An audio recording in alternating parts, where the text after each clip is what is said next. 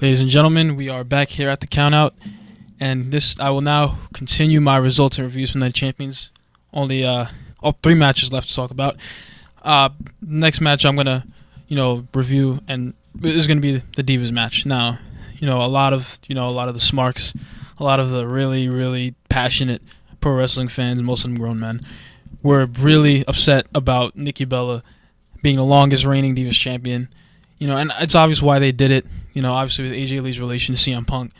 But, a lot of fans were upset. And they consider the Divas Revolution, quote unquote, the Divas Revolution, a failure.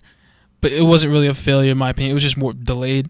I feel like it was the right time for, Charlotte to win the title, was at Night of Champions, which happened. And the match itself was actually a lot better than I would have hoped. Nikki Bella gets criticized for, basically being like her husband or boyfriend, whatever, John Cena, for, not really being that great of a wrestler, but for just having the right look and thus getting a push as champion. But she actually performed really well. Obviously she's not as talented as Charlotte, but she held her own, and she lost the title, which she should have after 228. Or the day is kind of foggy in my head, but longest reigning Divas champion, that doesn't necessarily matter what the number is. And it was ended correctly with one of the Divas bought from NXT to end up taking the title from her, and the match was actually really good, so no real complaints there. All right. Now, Seth Rollins, he had 2 matches tonight, something that you don't really see happen often. He was pulling double duty, and Seth Rollins, I think, is the one guy that could definitely do it because he is arguably the most talented guy on the entire WWE roster.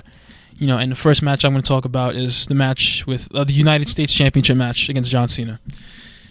Now, this match was really entertaining. Cena's improved. Of course, a lot of the fans, including myself, I'm not even going to lie to you, are going to say that Cena's still not that great of a wrestler because he's really not. I mean, he improved his arsenal somewhat, but I mean, you can't really sit there and say he's become a super technician. I mean, or you can't even say he's become extremely versatile because he really hasn't. All he does is just no sell. I mean, you can just get anyone to no sell. He doesn't really counter moves that often. He just straight up no sells, but you know what? That's the Cena way, so there's not really much you do about it. And the match itself was good. Disappointing in the result. I feel like, what was the point of giving Seth Rollins the United States Championship if Cena was just going to win it back immediately? What I mean? Like, you can't have, if he's supposed to look so strong as a champion, he had it for a month.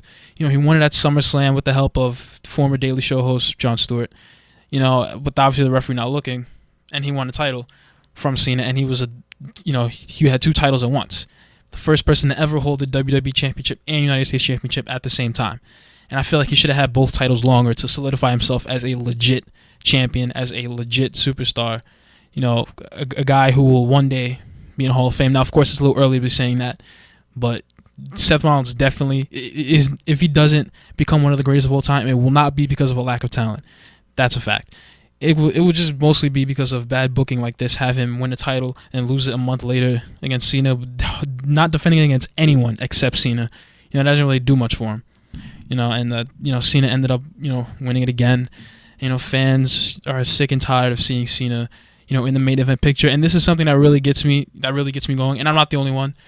Is that Cena has a mid-card championship, United States Championship, yet he still is the focus of every Monday Night Raw. Monday Night Raw is supposed to be the show, it's weekly and it's Raw. Okay, I don't really have to explain that much about it. And yet, Cena is still the main draw. He's not the WWE champion, he's the US champion. And yet he's still the main attraction, and the WWE, Vince McMahon, is still pushing him as the main guy when he's only the US champion. They're not going to do that with Kevin Owens, at least not yet. So it just doesn't make sense to me. I understand they're trying to elevate the championship by having someone with a legit pedigree, and no pun intended for all the Triple H fans out there, but he has a legit championship pedigree, and having him as U.S. champion makes sense, but you can't have him as the main draw if he's only the U.S. champion. But I'm just kind of nitpicking there. Not really a big Cena guy, but it's whatever. All right, so the main event of the main event of Night of Champions 2 Sundays ago was Seth Rollins again immediately after his match with Cena versus Sting. Sting, as he's a legend, one of the all-time greats. Only issue is he's 56 years old. I'm glad he didn't win necessarily. I'm kind of even though I love Sting, all wrestling fans, it's kind of hard to hate Sting. It really is. But he should not have won the title, and he didn't, which is smart, you know. Because, like I said, he's 56 years old. He doesn't really have much left to do except maybe win this WWE Championship one time, and he'll already solidify himself as, like, a Hall of Famer. He already is a Hall of Famer. This is just one thing to, kind of cement his legacy, or even, boost his ego a little bit. So, it's really, I don't think he has much of an ego, but you really get what I'm saying. So the match itself, it was decent. You could kind of tell that Sting was too old to be doing this. They had him in really dangerous spots where, 56-year-old, I don't care how athletic you are, 56-year-old performers, 56-year-old wrestlers should not be, wrestling at the pace of Seth Rollins. Seth Rollins is one of the fastest performers in the WWE. Sting should not be, trying to wrestle at that pace. He's too slow. He's too old. And, they had him in dangerous spots like him going through one of the announce tables. I mean, that I feel like was a little desperate, just to get people going, but at the end of the day, Seth Rollins carried the match.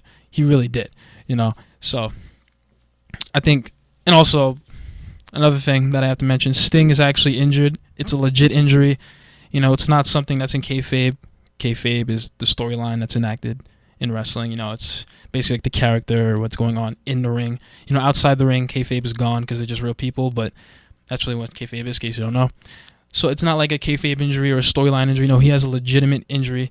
I heard it's in his neck, and, neck injuries in professional wrestling don't always bode well. That's why Daniel Bryan is still injured. That's why Stone Cold Steve Austin had to retire early. That's why Edge had to retire early.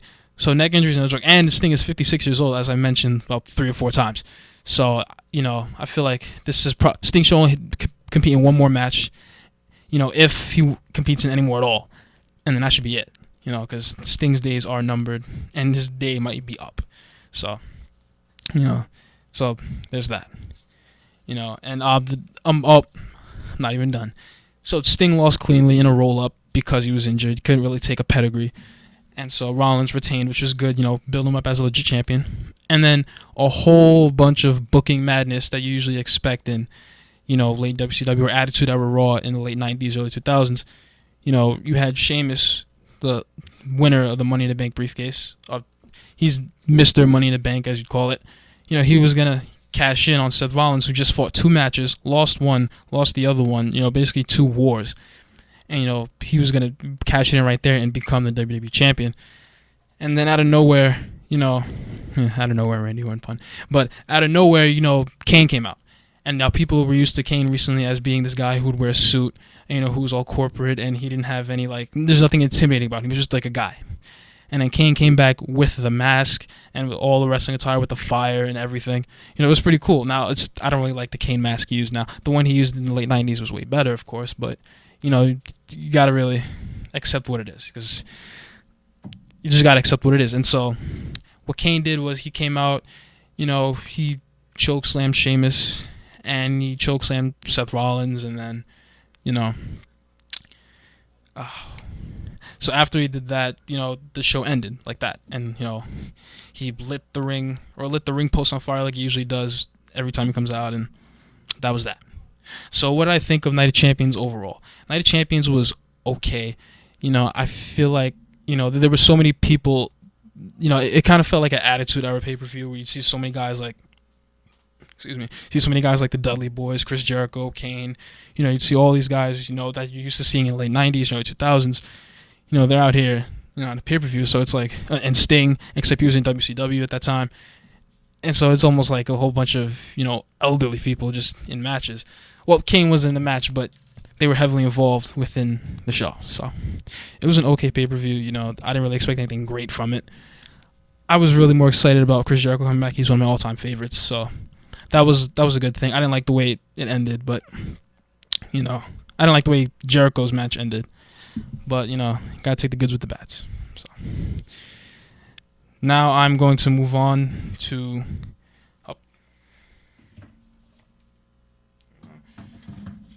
Alright, now I'm going to move on to the Monday Night Raw that followed.